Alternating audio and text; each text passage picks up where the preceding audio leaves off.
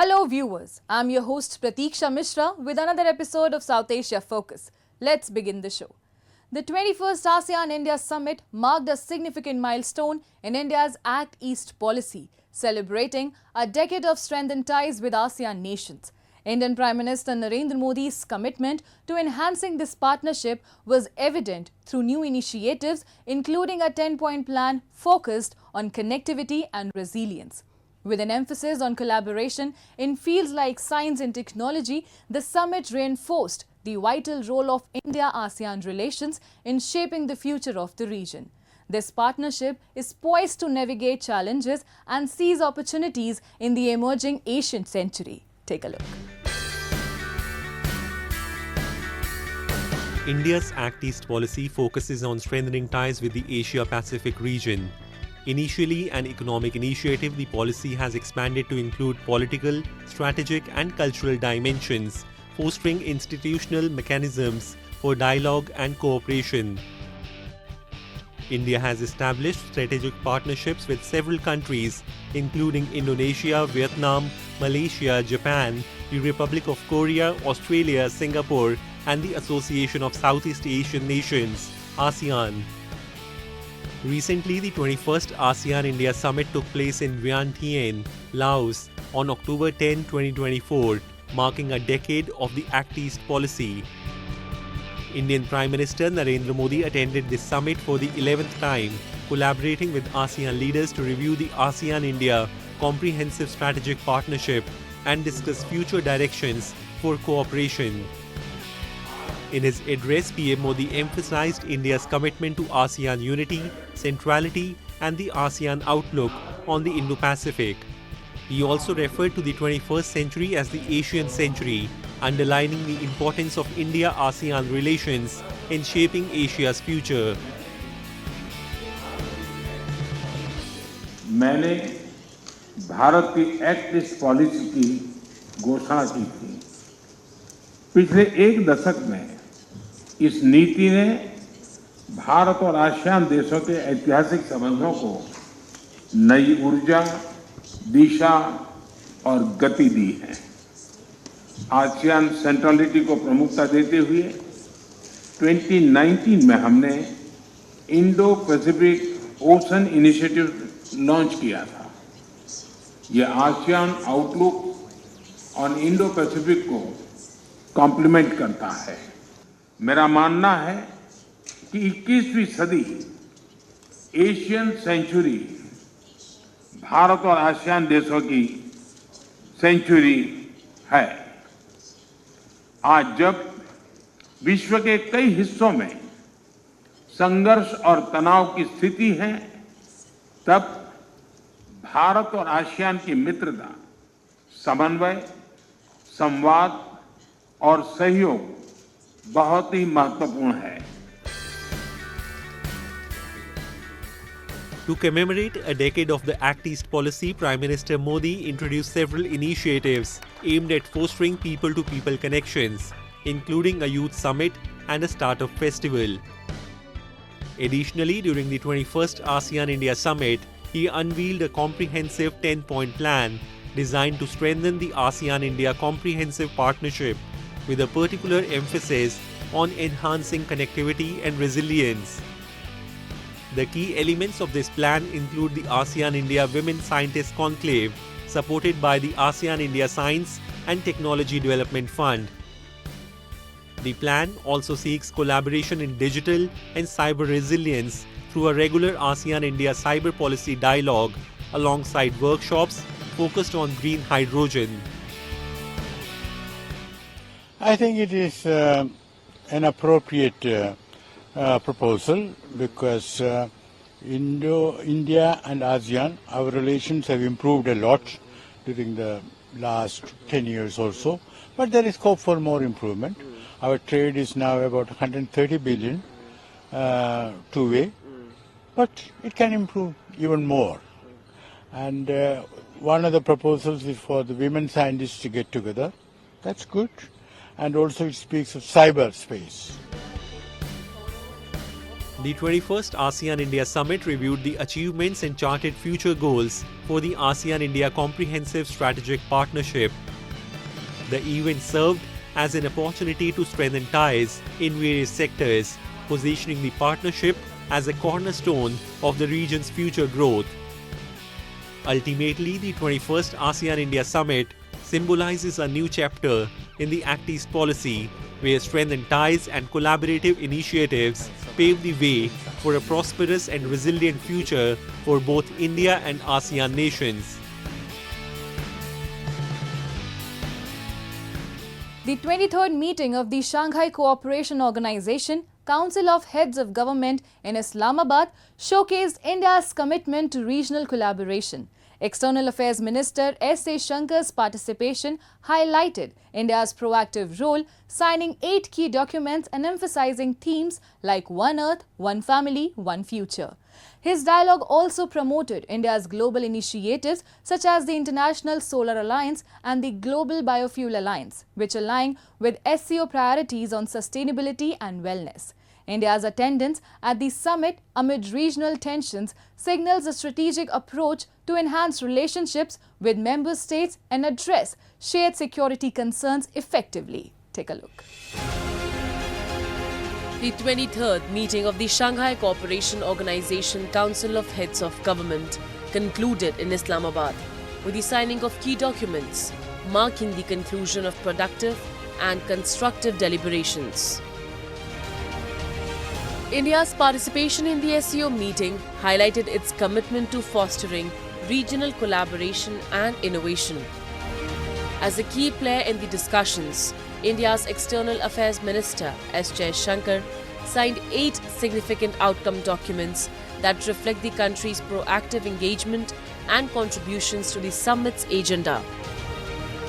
During the meeting, Jaishankar developed a dialogue centered on the theme of One Earth, One Family, One Future, as well as stated the outcomes of India's initiatives like the SCO Startup Forum, the Special Working Group on Startups and Innovation, and Traditional Medicine, which received support from member states.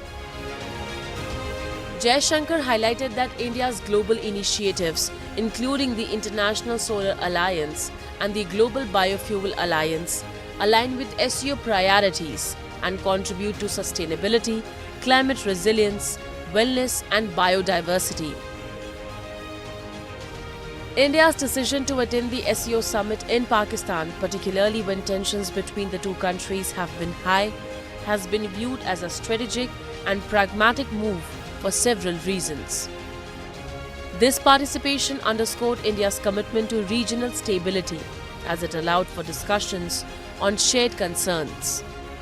Additionally, India's presence at the summit bolstered its relationships with other member countries, including Russia and China, enhancing its regional influence. As made it very, very clear by Jaishankar, so the whole of India stands with him. And there are 2 points. The first point is Pakistan should shun terrorism. It should not send terrorists across the borders. And the second very strong message is the matter to be solved between India and Pakistan is the Pak-occupied Kashmir, the illegally occupied Kashmir part which has been illegally occupied by Pakistan. So that has to be solved, and solved in the sense Pakistan has to vacate that part and hand it over to India. These are the 2 issues, and Mr. Jaishankar has made it very, very clear that these 2 issues are the only ones that we need to solve amongst these 2 countries. By addressing security issues within the SCO framework, India could effectively communicate its perspectives on critical matters. By maintaining the past practice and sending the External Affairs Minister to lead the Indian delegation, New Delhi has sent out a strong message that India takes its association with the Shanghai Cooperation Organization seriously. SCO is a useful, important mechanism. हम पाकिस्तान के चलते अपना role क्यों SCO से reduce करें. तो we have to play a role, we are playing a role. जो भी हमें दिखता है विद द SCO, पाकिस्तान उसमें है या नहीं है, हमें उस चीज को साइडलाइन करके देखना है, क्योंकि जो हमारे इंटरेस्ट हैं in the SCO context, in the larger regional context, multiple जो इश्यूज हैं, they very large interest.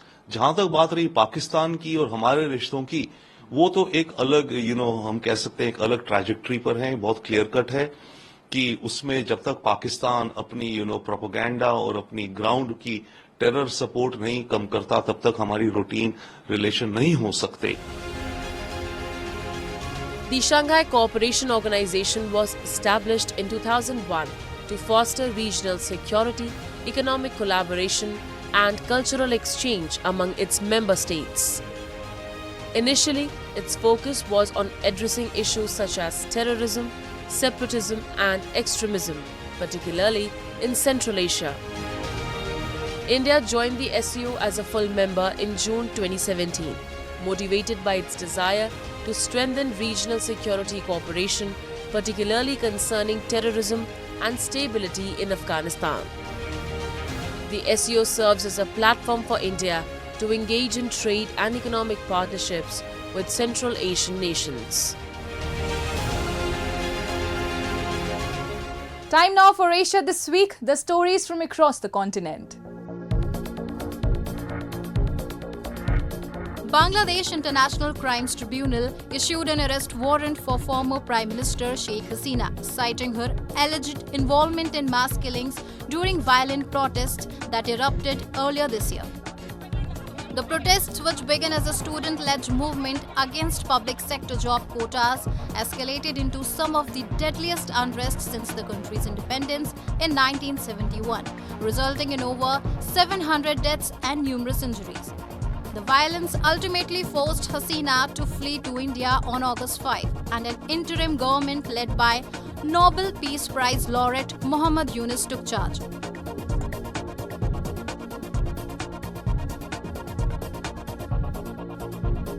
North Korea's state media said that country has designated South Korea a hostile state. It confirmed that the North's National Assembly has amended the country's constitution to align with leader Kim Jong-un's vow to abandon unification with the South as a national goal.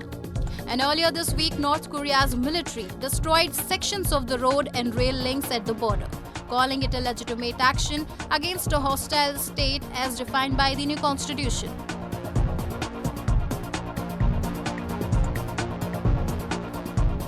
The United States, South Korea, and Japan announced the launch of a new multinational team to monitor the enforcement of sanctions against North Korea after Russia and China thwarted monitoring activities at the United Nations.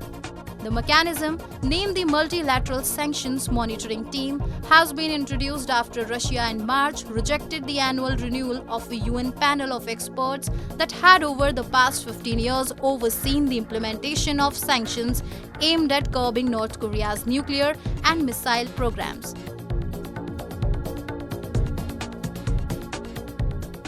In Gujarat, women are breaking barriers and driving social and economic upliftment. From community radio jockeys to thriving self-help groups supported by government initiatives, the transformation is inspiring. Schemes such as Mukhyamantri Mahila Utkarsh Yojana provide crucial financial support and training, empowering women to start their own businesses. As Gujarat celebrates 23 years of PM Modi's leadership, these stories reflect a commitment to creating an inclusive future, showcasing the incredible potential of women as catalysts for change in their communities. Take a look.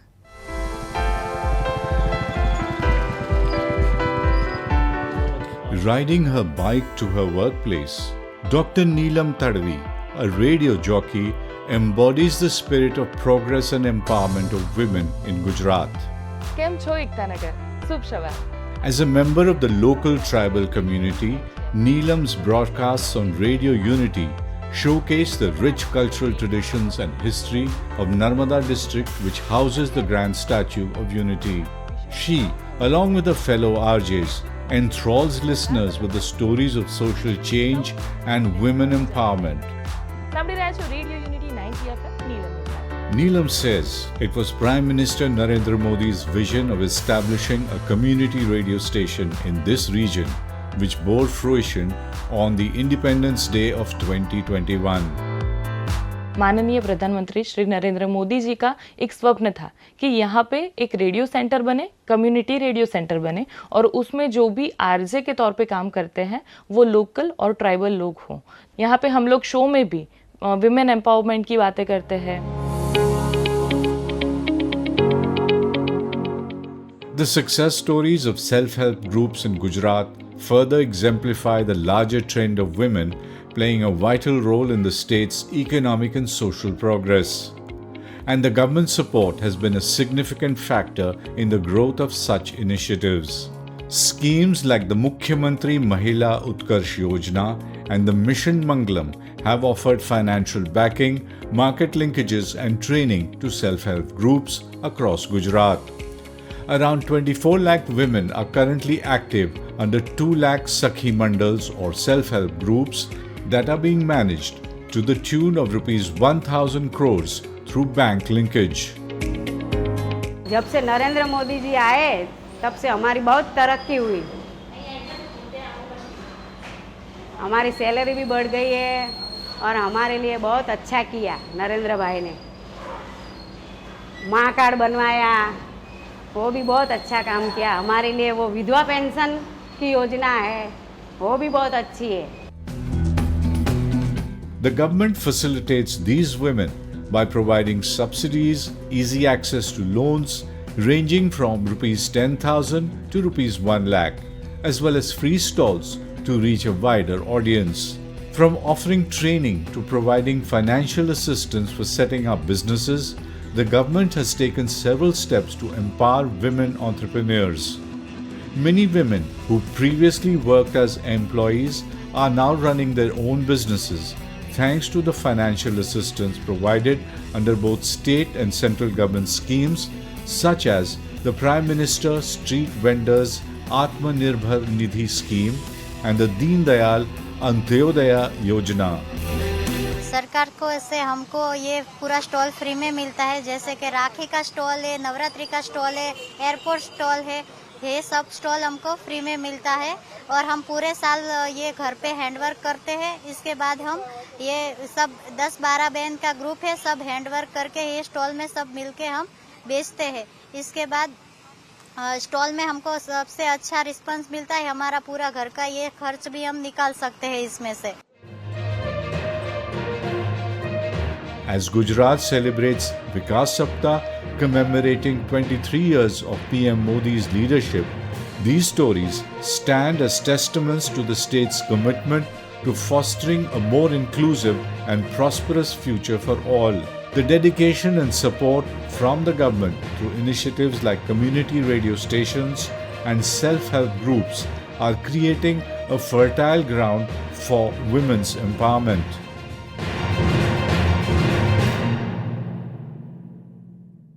Let's now take you to Ladakh, often called the crown jewel of India for its stunning landscapes of mountains, open skies, winding rivers and lush valleys.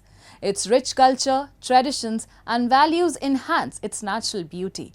The capital Leh is not only breathtaking but also a key center of Buddhism in India, where the region's natural splendor and Buddhist philosophy have coexisted harmoniously for centuries.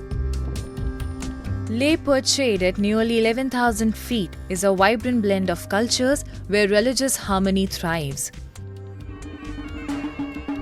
Though diverse, it remains a stronghold of Buddhism with Mahayana and Vajrayana traditions and the four sects Nyagma, Kagyu, Sakya and Gelug deeply rooted.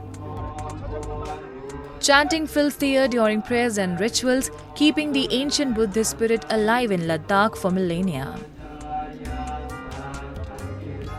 बौद्ध धर्म सबसे पहले तो यहाँ अशोका के ज़माने में उसका जो स्तूपा था, एक स्तूपा यहाँ है, यहाँ क्या कहते हैं तिरी में, एक स्तूपा ज़ांस्कार में है। तो तब से जो गंधार आर्ट वाले आए, कश्मीर से आए, तो उन्होंने बुद्धा का स्टैचू बनाना शुरू किया पहाड़ों पे, पत्थर पे। और तब हमारे यहाँ से लोसावा रिंचेन जांगपो जी आए, उन्होंने न्यारमा का जो गोंपा है वो बिल्ड किया। ये 10वीं सदी के बीच में है। लोत्सा और रिंचेन ज़ांगपो आ गया।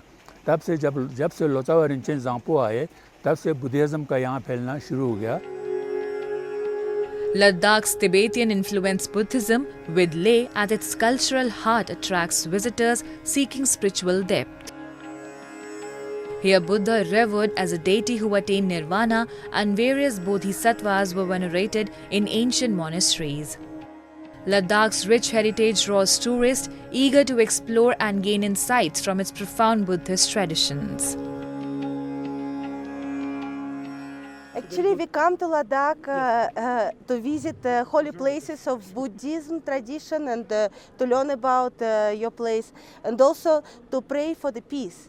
Actually, all these ladies from Russia, from different cities of Russia, come here and we pray for the peace on mountain, on the lake, in every places. And here we also, because we share the same. Actually, we are motivated by the peace in all the world. Now you know that in Russia and Ukraine there is a war, but a lot of people in Russia, they pray for the peace. On the outskirts of Leh, a family's deep Buddhist faith has endured for generations. Despite harsh winters, with temperatures dipping into -20, their daily prayers and rituals continue. The elderly women, vibrant in their 70s, remain lively, embracing their faith, culture, traditional dance and song with unwavering passion. In Ladakh, Buddhism is woven into education. At Mahabodhi Residential School, from nursery to +2, each day begins with prayers to Buddha, blending academic learning with Dharma teachings to nurture compassionate, responsible citizens. Dhamma is very important because Dhamma includes all the ethical values, all the principles of Lord Buddha, and without it, a modern education is meaningless. So therefore, I think that Dhamma is very much important in everyday lives of everyone. In regional classes, children learn about the equality of all faiths, with Dharma education aimed at fostering respect for others. Each class begins with meditation, yoga, and mindfulness practices. Students explore Buddha's life, his struggles, the pursuit of truth, and the core teachings of Buddhism. For those interested in pursuing religious studies as a career, numerous opportunities are available. Buddhism is a way of life. It's teach about students how to grow morally and with disciplines and all. So with that, we try to understand the teachings of the Buddha to the students. With that, we have different sections. We have includes with the yoga, meditations, which help to concentrate on the breathing in and out, which help to concentration, which helps in studies as well. So it's and also in Buddhism, we have a Buddhist teachings. Not only that, we have teach on moralities and overall growth of the students. Tibetan Buddhist mythology features spirits, deities and demons symbolizing good and evil depicted in temple art. Their stories come alive during annual festivals in Ladakh's Kampas, especially through vibrant mask dances.